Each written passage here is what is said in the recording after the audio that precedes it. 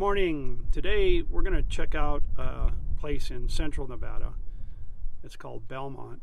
It's an old ghost town from the late 1800s and was operational through the early 1900s.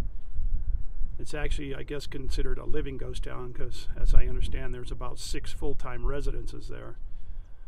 But normally in my intros, if you watch, I usually have a trusty cup of coffee from McDonald's. Well, I'm nowhere near a McDonald's, and I'm a lot further out than a 1 day's drive from where I live. So I've had to get along the day and with camp coffee. So I got my trusty camp coffee. Let's go check out Belmont, Nevada. This is what it's like traveling through the state of Nevada. Almost all of the state is rural, excepting Reno area and Las Vegas.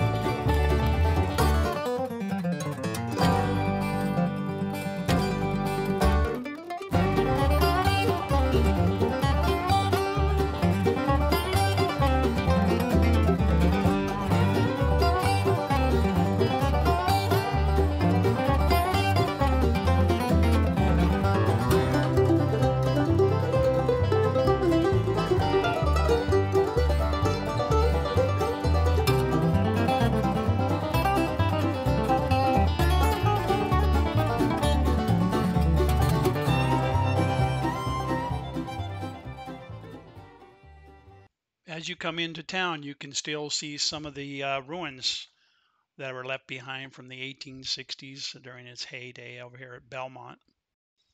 This district was first called Silver Bend, then Philadelphia, then Transylvania, and finally the Belmont. Tents were the first structures, but as the mines thrived, buildings of wood, stone, and brick appeared. The town boasted a bank, school, telegraph office, post office, general store, 2 newspapers, and numerous whiskey shops. By 1867, the population was estimated to grow to 2,000, second only to Virginia City on the list of Nevada towns. Numerous springs enabled newly arrived farmers and ranchers to supply the town with grain, produce, beef, and poultry. The town's success inspired the state legislature to move Nye County seat from Ione to Belmont in February of 1867, and a wooden structure was built as the temporary courthouse. The next year, a brick building was purchased and remodeled for court and administrative needs, but space for the sheriff and the jail had to be rented from elsewhere. It was noted in one of the local newspapers that said Nye County is without a single public edifice, no place for officers, and no place of safety for valuable archive records, which we owe to prosperity. The newspaper called for the county commission to correct this situation. It took 7 years to do so. In 1875, the commissioners passed an act to build a courthouse.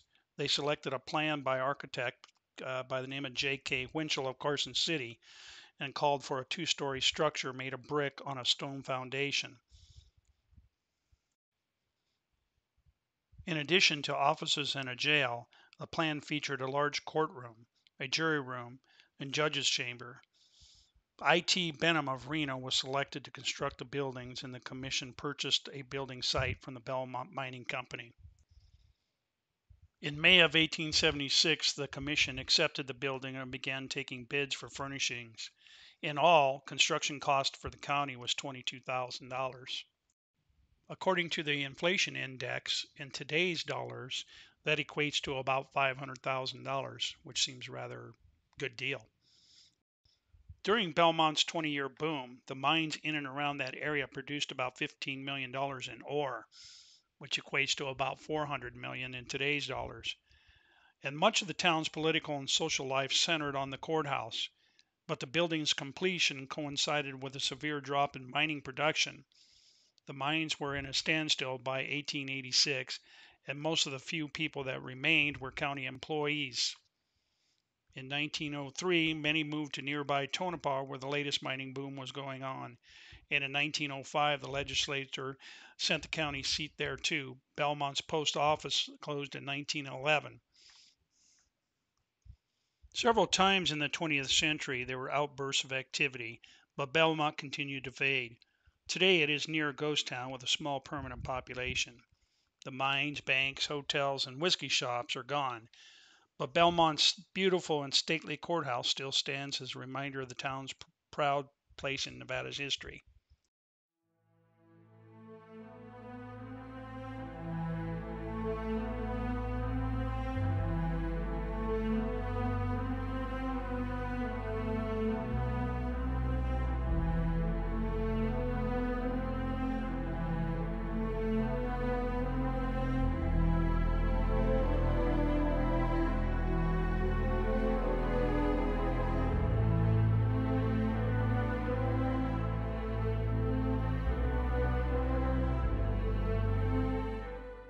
As we walk through the old town of Belmont, you can see bank building behind me.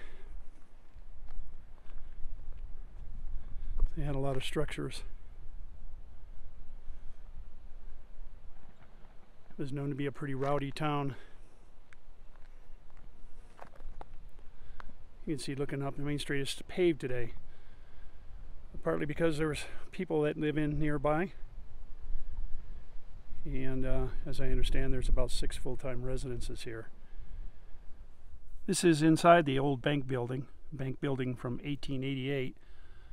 You see a lot of tin crumbled up. It's probably from the ceiling inside, interior. Doesn't look strong enough to be for the exterior.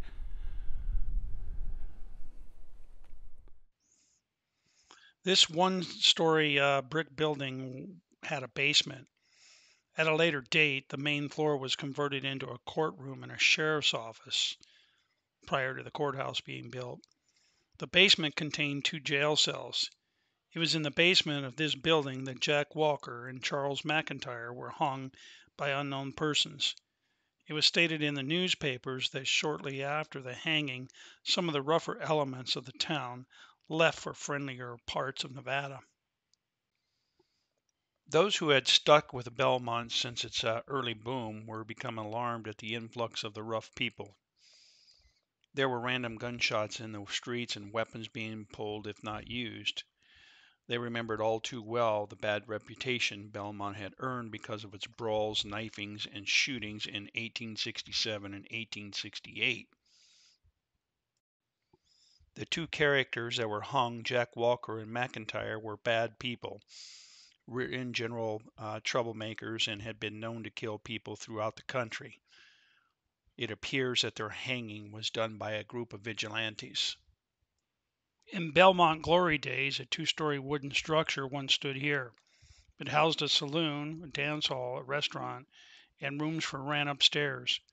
Owners Morgan and Maggie opened for business on April 29 of 1867. It was in continuous operation by a number of proprietors until 1910. After that date, it was intermittently used as a bar, store, post office, and occasionally used for social activities up until after the 1930s. This building was known as the Cosmopolitan and was one of the defining institutions of Belmont.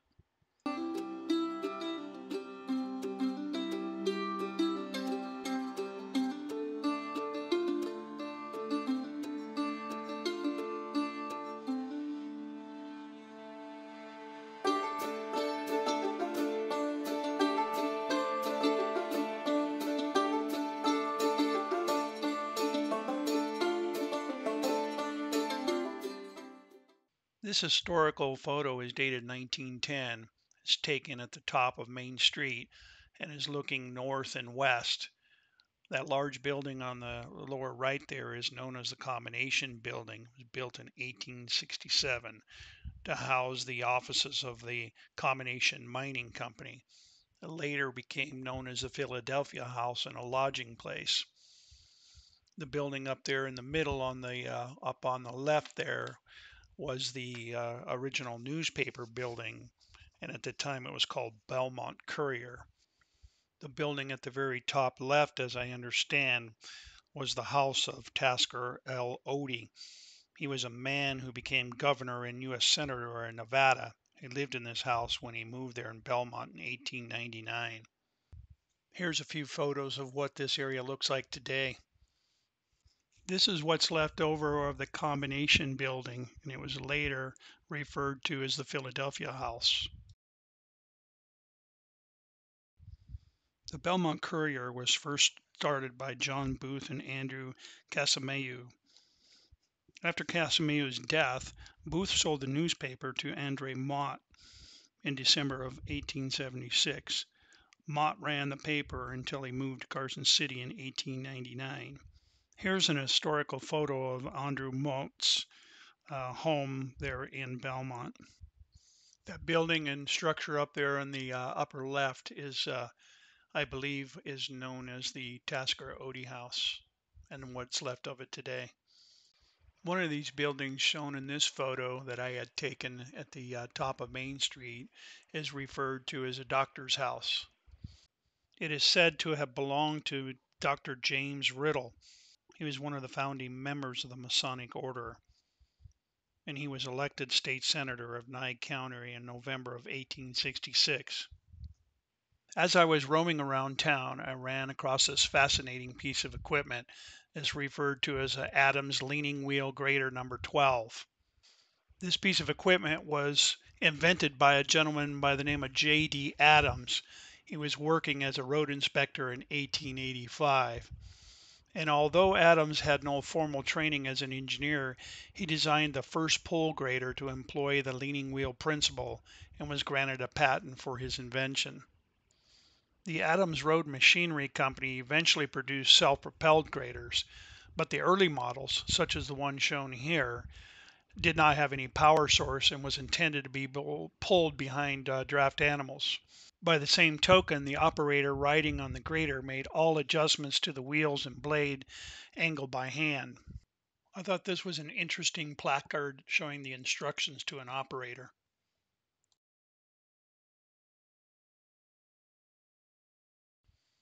This was the original Catholic church that was built in 1872. It was relocated from Belmont to Manhattan in 1906.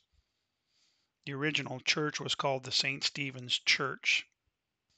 This is a replica of that same church that was built in Belmont in 2001. Nye County had existed for 3 years when Belmont became the county seat, and during that time there had never been a school within that county. This historical photo is dated 1904. Not much of the old school structure exists today, just a few standing walls.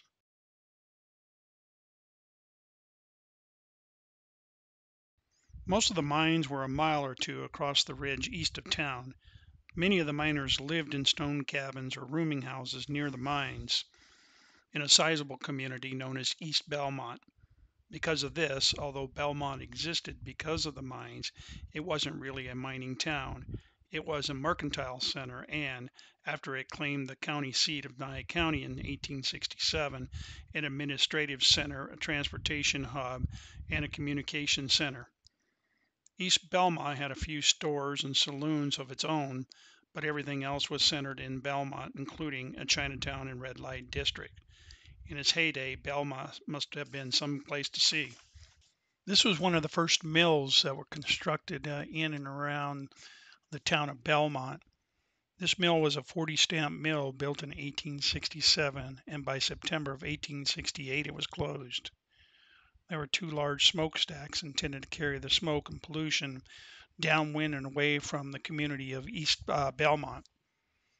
The Combination Mining Company was the one who owned and operated this beautiful facility. In July of 1878, the mill was remodeled and was run until May of 1879. The mill machinery was moved in 1880 to the camp of Gold Mountain. Some wonderful evidence of this beautiful structure that once stood here.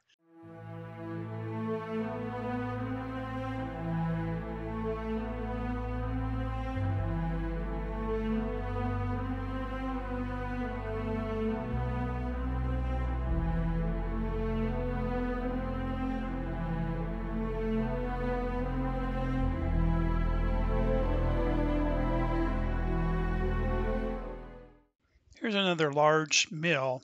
This mill was mostly a wooden building. It was built here by the Monitor Mining Company and the Belmont Mining Company. Operations started in November of 1873.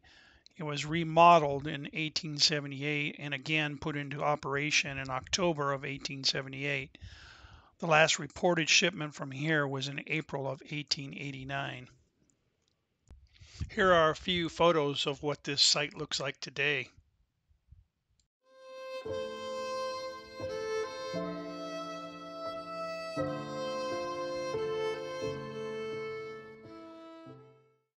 Most of the actual mining activity was happening just east of the town site of Belmont, actually in a location that was better known as Silver Hill or Arizona Hill. This is also the site with one of the most impressive mills. This mill was known as the Monitor Belmont Mining Company Flotation Mill. The mill was constructed from brick salvaged from the combination mill by the reorganized Monitor Belmont Mining Company in 1915. By 1918, the mill was inactive and the tailings were processed elsewhere. For some reason, I have not been able to find any historical photos of this particular facility, but as you can see, the sheer size of it is just pretty impressive.